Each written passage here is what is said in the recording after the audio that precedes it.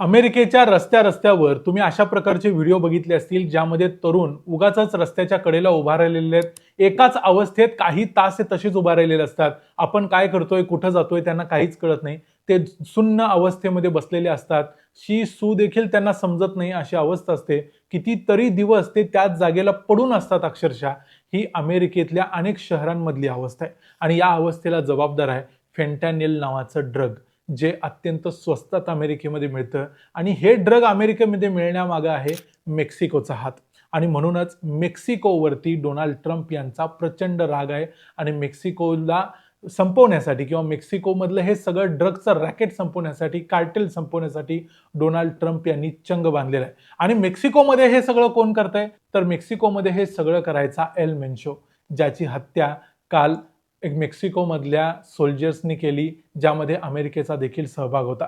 मग नेमकं काय प्रकरण आहे, फेंटॅनिल काय आहे, हे मेक्सिकोमधला एल मेन्शो काय आहे, त्याच्या हत्येनंतर एवढं सगळं का मेक्सिकोमध्ये घडतंय ते सगळं बघूया आजच्या या व्हिडिओमध्ये. मी आहे रणजित यादव आणि तुम्ही पाहताय द मराठी बाणा. सगळ्यात पहिल्यांदा बघूया मेक्सिको हा देश आहे तरी कुठं.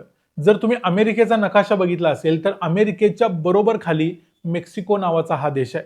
अमेरिकेची अवस्था काय आहे आणि मेक्सिकोची अवस्था काय आहे याच्यातलं भयान वास्तव आहे या दोन्ही देशांमधला फरक. मेक्सिको हा पूर्णपणे गाळात गेलेला देश आहे आणि मेक्सिकोची ही अशीच अवस्था गेल्या अनेक वर्षांपासून आहे. मेक्सिकोमध्ये विचार करा, एका ड्रग पेडलरचा, एका अशा माणसाचा मृत्यू झालाय जो मेक्सिकोमध्ये अमेरिकेमध्ये ड्रग पोचवत होता. त्या माणसाच्या मृत्यूनंतर अक्षरशः मेक्सिको पेटलाय. इथं रस्त्यावर आंदोलनं होत आहेत, लोक रस्त्यावर उतरलेले आहेत, लोक गाड्या जात आहेत, पेट्रोल पंप जात आहेत. या मेक्सिकन लीडरचे जे स्वतःची आर्मी आहे ती आर्मी रस्त्यावर उतरलेली आहे आणि ती लोकांची हत्या करते आहे. सरकारच्या विरोधात हे सगळं चाललंय. मेक्सिकोमधले एअरपोर्ट्स बंद होत आहेत. मेक्सिकोमधल्या जवळजवळ 13 स्टेट्समध्ये रेल्वे स्टेशन्स, बसेस सगळं काही बंद होतंय. लोक घराच्या बाहेर पडायला घाबरत आहेत आणि हे सगळं होतंय फक्त एक ड्रग कार्टेलचा लीडर मेल्यामुळं. तुम्ही विचार करा. आणि असं नाही की ह्या ड्रग कार्टेलची दुसऱ्या कुठल्या तरी कार्टेलनं हत्या केलेली आहे, तसंही झालेलं नाही. इथं ही जी हत्या केलेली आहे ती स्वतः मेक्सिकन गव्हर्नमेंटनं केली आहे. सरकारच्या स्वतःच्या सैनिकांनी जाऊन या माणसाला मारले तरी सुद्धा एवढे सगळे लोक पेटलेले आहेत.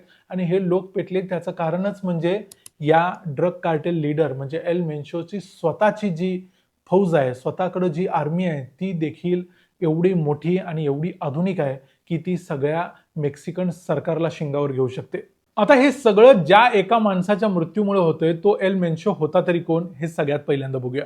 एल मेन्शो हा 59 वर्षाचा होता. 17 जुलै 1966 त्याचा जन्म झाला. त्याचं पूर्ण नाव आहे नेमेसिओ ओसेग्युएरा सर्वांटेस. या माणसाचं शिक्षण फक्त 5वी पर्यंत झालेलं. 5वीचं शिक्षण सोडून हा माणूस गांजाची शेती करायला लागला. विचार करा, म्हणजे शाळा सोडून हा गांजाची शेती करायला. तिथून 18-19 वर्षाचा झाल्यानंतर मग तो अमेरिकेत गेला. अमेरिकेतल्या सॅन फ्रान्सिस्कोमध्ये आणि इतर म्हणजे पश्चिमेकडच्या काही शहरांमध्ये तो राहिला. तिथं जाऊन त्यानं चोऱ्यामाऱ्या केल्या. तिथं ड्रग विकायचा, शस्त्राचे परवाने नसताना शस्त्र एकमेकाला विकायची, अशा गोष्टी करत असताना अमेरिकेमध्ये त्याला अटक झाली. पुरावे नाहीत म्हणून सुटका झाली. परत पुन्हा अटक झाली. असं होत होत मग काही वर्ष गेली.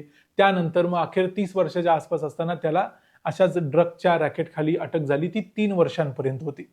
त्याच्यानंतर तो सुटला आणि त्याला डिपोर्ट केलं गेलं, म्हणजे मेक्सिकोमध्ये अमेरिकेनं परत पाठवलं. हा काळच मेक्सिकोमधला असा होता की मेक्सिकोमध्ये, मेक्सिकोच्या आसपासच्या सगळ्या देशांमध्ये या सगळ्या ड्रगचं एक रॅकेट चालायचं आणि ड्रगमध्ये काम करणारे या क्षेत्रातले सगळे जे मोठे मोठे लोक होते तेच या लहान मुलांचे हिरो असायचे. पाब्लो एस्कोबार असेल किंवा एल चापो असेल, हे सगळे लोक तिथल्या तरुणांचे हिरो झालेले होते. आणि याचाच परिणाम याच्या मनावर देखील झाला. इथं आल्यानंतर त्यानं आपल्या जो त्याचा मेहुणा होता त्या मेहुण्याबरोबर त्यानं ड्रगचा धंदा चालू केला 1997 साली. आणि त्यानंतर तो धंदा त्यानं वाढवत नेला. 2008-9च्या सुमारास तो तिथला एक मोठा ड्रगचा डीलर बनला आणि असं बनत त्यानं स्वतःचं एक वेगळं नेटवर्क तयार केलं. पण अमेरिकेतल्या आणि मेक्सिकोमधल्या सगळ्या ज्या काही यंत्रणा आहेत त्या यंत्रणांचं लक्ष होतं एल चापो नावाच्या ड्रग डीलरवरती. एल चापो हा तेव्हाचा मेक्सिकोमधला सगळ्यात मोठा ड्रग डीलर होता. त्याच्यावरती सगळ्यांचं लक्ष होतं. त्यामुळं एल मेन्शो हा लपून राहिला. तो काय करतोय कुणाला कळलं नाही आणि त्यामुळेच तो पडद्यामागे राहून खूप मोठं नेटवर्क त्यानं तयार केलं. याच्या अगोदरचे म्हणजे एल मेन्शोच्या अगोदरचे जे तिथले डीलर्स असायचे ते कोकेन वगैरे अशा प्रकारची ड्रग्समध्ये डील करायचे, ज्यामध्ये पैसाही जास्त असायचा. पण एल मेन्शोनं फेंटॅनिलमध्ये डील करायला सुरुवात केली.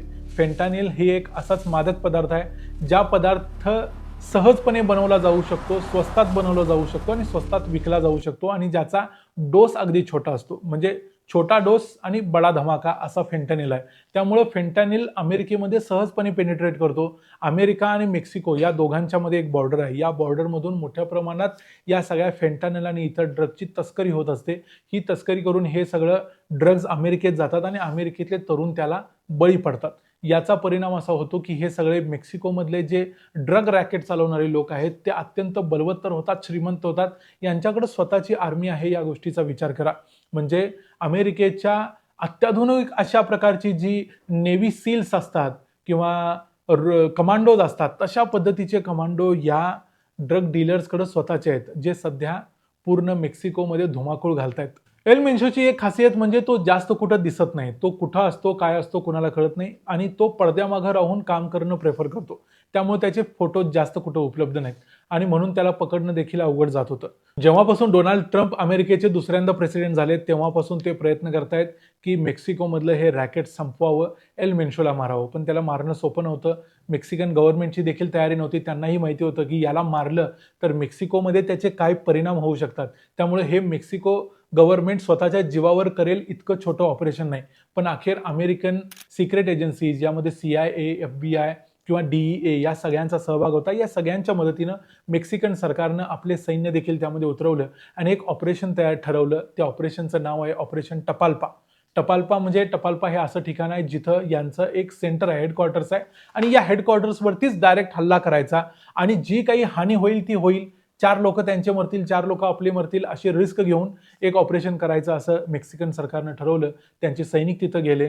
एक मोठं गन ऑपरेशन झालं ज्यामध्ये गन फाईट झाली, दोन्ही बाजूनी गोळीबार झाला वगैरे सगळ्या गोष्टी झाल्या आणि यामध्ये या एल मेन्शोला जिवंत पकडण्यात आलं. त्याला जिवंत पकडून त्याला ऍक्च्युअली एअरलिफ्ट करायचं होतं. पण ही जी गन फाईट झाली या गन फाईटमध्ये एक गोळी या एल मेन्शोला देखील लागली आणि त्याला एअरलिफ्ट करून जेव्हा मेक्सिको सिटी म्हणजे मेक्सिकोची राजधानी आहे तिथं घेऊन जात होते, तिथं जातानाच वाटेत त्याचा मृत्यू झाला आणि ज्या वेळेला त्याच्या मृत्यूची बातमी ब्रेक झाली त्यानंतर मेक्सिकोमध्ये हाहाकार उडाला. एल मेन्शोची स्वतःची जी आर्मी आहे ती रस्त्यावर उतरली आणि त्यांनी धुमाकूळ घालायला सुरुवात केली. या ऑपरेशन टपाल्पा या ऑपरेशनमध्ये 25 मेक्सिकन सोल्जर्स देखील मारले गेलेले आहेत. या गोष्टीचं मेक्सिकन सरकारनं आता सांगितलंय की शांतता राखायचं आवाहन केलंय. जे झालं ते अत्यंत उत्तम झालं असं मेक्सिकन सरकारनं म्हटलंय. डोनाल्ड ट्रम्पनी देखील याबद्दल मेक्सिकन सरकारचं अभिनंदन केलंय. पण हे सगळं जरी झालं असलं तरी मेक्सिको ज्या वाटेवर मागच्या अनेक वर्षांपासून चाललाय यातून एल चापोला देखील अमेरिकेनं अटक केली. पण त्यानंतर नवीन एल मेन्शो वारला. एल मेन्शो नंतर आता पुन्हा नवीन कोणतरी कार्टेल लीडर उभा राहील आणि हे असंच चालेल काय याबद्दल प्रश्न सगळ्यांच्याच मनात आहे. मेक्सिकोच्या प्रेसिडेंट क्लॉडिया पार्डो मात्र असा प्रयत्न करतायत की मेक्सिकोमधली ही सगळी घाण काढून टाकावी. अर्थात त्यांच्या प्रयत्नाला कितपत यश येईल आणि कधीपर्यंत येईल हे सांगता येत नसलं तरी ही एक गोष्ट अत्यंत चांगली झाली असं म्हणायला हरकत नाही. कारण एल मेन्शो किंवा एल चापो यासारखे जे ड्रग कार्टेल लीडर्स आहेत ते अत्यंत क्रूर असायचे. एकमेकांचा खून करायचे, त्याशिवाय सामान्य लोकांना देखील मारायचे, अत्यंत वाईट पद्धतीने मारायचे. या सगळ्या गोष्टी संपल्या तर मेक्सिको चांगल्या रस्त्यावर जाईल आणि अमेरिकेच्या जवळ असण्याचा एक ॲडव्हान्टेज मेक्सिकोला घेता येईल. या संपूर्ण केसमध्ये एल मेन्शोबद्दल आणि या संपूर्ण प्रकरणाबद्दल तुमचं काय मत आहे ते आम्हाला कमेंट्समध्ये जरूर सांगा. व्हिडिओ आवडला असेल तर व्हिडिओला लाईक करा, चॅनलला सबस्क्राईब करा. पुन्हा भेटू पुढच्या व्हिडिओमध्ये. तोपर्यंत पाहत राहा द मराठी बाणा. जय हिंद, जय महाराष्ट्र.